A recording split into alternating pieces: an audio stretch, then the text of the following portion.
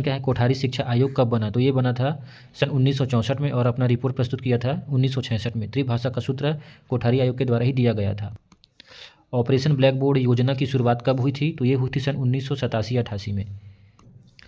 POCSO act 2012 का पूरा नाम क्या है? तो इसका पूरा नाम होता है the protection of children from sexual offences. किस संविधान संशोधन के द्वारा 6 से 14 वर्ष के बालकों के लिए निःशुल्क एवं अनिवार्य शिक्षा का प्रावधान किया गया? तो ये थे 86वें संविधान संशोधन के द्वारा। अधिनियम है 2009 का और लागू हुआ 1 अप्रैल 2010 को। संरचनावाद संप्रदाय के जनक कौन है? तो संरचनावाद के जनक है विलियम वुंड। व्यवहारवाद के जनक कौन है? तो ये हैं JB वाटसन। मनोविश्लेषणात्मक विधि के प्रतिपादक कौन है? तो ये हैं Sigmund Freud. Psycho analysis theory जो है इनके द्वारा दिया गया था।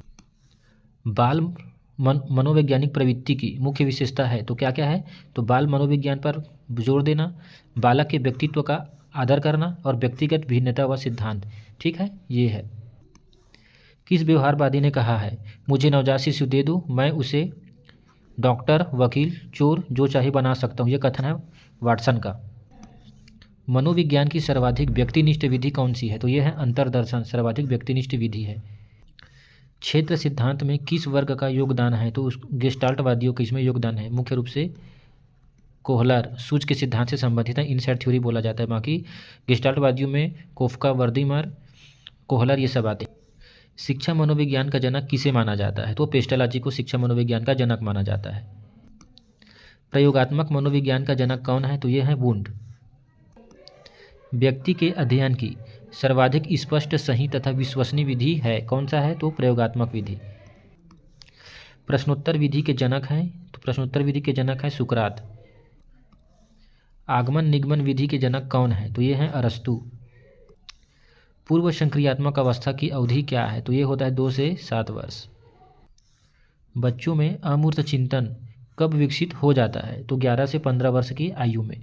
फॉर्मल ऑपरेशनल स्टेज में जो है विकसित हो जाता है जीन पियाजे के अनुसार। संवेदी क्रियात्मक खेल किस अवस्था का है? तो यह है शैशवावस्था का, 0 से 2 वर्ष। परिमाणात्मक तथा गुणात्मक पक्ष सम्मिलित होते हैं तो इसका संबंध होता है विकास से। निःशुल्क एवं अनिवार्य शिक्षा का अधिकार संविधान के किस अनुच्छेद में उल्लेखित है? तो यह है आर्टिकल नंबर 21 का में। अपसारी चिंतन के बारे में किसने बताया है? तो ये बताया है गिलफोर्ड के द्वारा। पूर्व संक्रियात्मक अवस्था की आयु काल क्या है? तो ये होता है 2 से 7 वर्ष। सामाजिक सांस्कृतिक सिद्धांत से कौन संबंधित है? तो ये है लेओ वाइगोस्की। प्रोजेक्ट विधि के प्रणेता कौन है? तो ये हैं किलपैट्रिक। रचनात्मक आमतौर पर किससे संबंधित होती है? तो रचनात्मकता अपसारी चिंतन से संबंधित होती है। गिलफोर्ड अपसारी चिंतन से संबंधित हैं। गोलमैन किससे संबंधित हैं? तो इन्होंने संवेगात्मक बुद्धि का सिद्धांत दिया था। स्पीयरमैन के अनुसार तर्क करने की क्षमता और समस्या समाधान करने की क्षमता क्या कहलाती है? तो तर्क और समस्या समाधान करने की क्षमता कहलाती है जी कारक। स्पीयरमैन के द्वारा 2 कारक सिद्धांत जो है दिया गया है, द्विकारक सिद्धांत, जिसमें उन्होंने एस फैक्टर और जी फैक्टर के बारे में बताया है। तो तर्क और समस्या समाधान जी फैक्टर से संबंधित है। एनसीएफ 2005 का मुख्य सूत्र क्या है? तो बिना बोझ के शिक्षा बिना बोझ के, लर्निंग विदाउट बर्डन मुख्य सूत्र है। एनसीएफ 2005 किस समिति की रिपोर्ट पर आधारित है? तो प्रोफेसर यशपाल समिति पर आधारित है जो 1993 में बनी थी। एनसीएफ 2005 के अनुसार ज्ञान क्या है? तो ज्ञान को स्कूल के बाहरी जीवन से जोड़ना ही ज्ञान है। एनसीएफ 2005 के अनुसार पढ़ाई की पद्धति कैसी होनी चाहिए? तो ये रटंत प्रणाली रूट मेथड से मुक्त होना चाहिए, रटने पर जोर नहीं देना है। एनसीएफ 2005 के अनुसार पाठ्यक्रम कैसा होना चाहिए? तो पाठ्यक्रम बाल केंद्रित होना चाहिए, न कि पाठ्यपुस्तक केंद्रित। थार्नडाइक ने बुद्धि का कौन सा सिद्धांत दिया है? तो उनके द्वारा बहुकारक सिद्धांत दिया गया है। थार्नडाइक के द्वारा ट्राई एंड एरर थ्योरी भी दिया गया है। बुद्धि का तरल मोज़ेक मॉडल किसने दिया है? तो ये दिया गया है कैटल के द्वारा। बच्चों को नन्हे वैज्ञानिक किसने कहा है? तो ये है जीन पियाजे ने। जीन पियाजे जो है बच्चों को नन्हे वैज्ञानिक कहते हैं। यूनिवर्सल ग्रामर की बात किसने की है? तो ये की है नाओम चॉम्स्की ने, और उन्होंने एलईडी दिया है, लैंग्वेज एक्विजिशन डिवाइस। बच्चे कब शब्दों की सहायता से वाक्य का निर्माण करना प्रारंभ कर देते हैं? तो 2 वर्ष की आयु में बच्चे जो है शब्दों से वाक्य बनाने लगते हैं। तो 2 वर्ष की आयु में।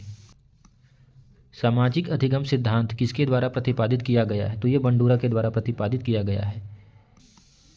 बंडूरा ने किस पर प्रयोग किया था? तो उन्होंने बोबोडॉल पर प्रयोग किया था। सक्रिय अनुबंधन का सिद्धांत किसने दिया है? तो स्किनर ने दिया है, जिन्होंने चूहे पर जो है प्रयोग किया था। स्टिमुलस रिस्पॉन्स थ्योरी बोलते हैं, एसआर थ्योरी। कवि या लेखक में किस प्रकार की बुद्धि पाई जाती है? तो उसको बोला जाता है भाषाई बुद्धि। हार्वर्ड गार्डनर के द्वारा बहुबुद्धि जो है सिद्धांत दिया गया है, जिसमें उन्होंने 8 प्रकार की बुद्धि के बारे में बताया है। बहुबुद्धि सिद्धांत किसने दिया है? तो हार्वर्ड गार्डनर ने दिया है। कक्षा 1 में बच्चों में भाषा कौशल का विकास किस क्रम में होना चाहिए? तो भाषा विकास का क्रम होता है सुनना, बोलना, पढ़ना और लिखना। ये भाषा के कौशल भी है। सामान्य बुद्धि बालक प्रायः किस अवस्था में बोलना सीख जाते हैं? तो जब 34 माह के होते हैं बच्चे तो बोलना सीख जाते हैं। व्यक्तिक बुद्धि को सबसे पहले परिभाषित करने वाले कौन थे? तो ये थे गाल्टन। एक्चुअल में व्यक्तिक भिन्नता है ये, व्यक्तिक भिन्नता, बुद्धि नहीं है। व्यक्तिक विभिन्नता को परिभाषित सबसे पहले किसने किया था या उसके बारे में सबसे पहले बात किसने की थी? तो गाल्टन ने की थी। ये आया हुआ है सीजी टेट में। कौन से मनोवैज्ञानिक भाषा विकास से संबंध है? तो नॉम चॉम्स्की। प्राथमिक स्तर पर शिक्षा का माध्यम होना चाहिए? तो प्राथमिक स्तर पर शिक्षा का माध्यम होना चाहिए बच्चों की मातृभाषा पर आधारित। पाठ्यक्रम कैसा होना चाहिए? तो छात्र केंद्रित होना चाहिए पाठ्यक्रम। बाल केंद्रित शिक्षा का समर्थन किस विचारक द्वारा किया गया? तो ये थे जॉन डेवी।